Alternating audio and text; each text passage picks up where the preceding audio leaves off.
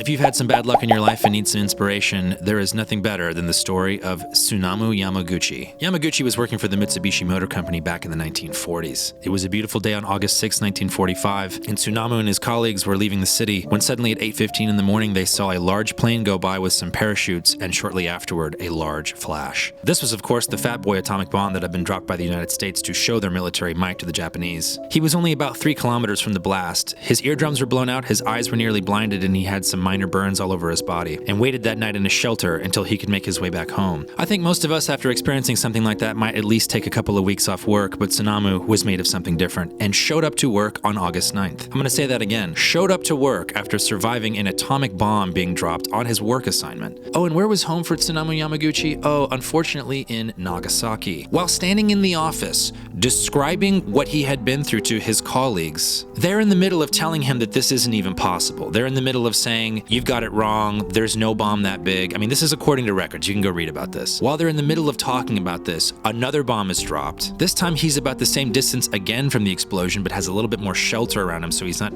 as badly injured a second time. It took many decades to get this done, but Tsunamu Yamaguchi is the only person who's recognized as a survivor of both the bombings in Japan by the United States. And if you're thinking to yourself, well, this guy probably got really sick from the radiation and died shortly afterward, actually, you're wrong. Tsunamu spent the rest of his life advocating against atomic weapons. He spoke in front of the UN, he was part of many documentaries, he used the horror and the atrocities that he'd experienced to try to convince the world to stop making nuclear weapons. But even though his exposure to the bombs was at the age of 29, Tsunamu Yamaguchi lived until the age of 93. I don't have any more stars than honey bars, so I can't actually shoot the ending of this video. I still just can't believe that he showed up to work after having a bomb dropped on him, while all of us are not even showing up to the Zoom meeting if we kind of have a cold. Anyways, until next time, let me know if you guys need anything.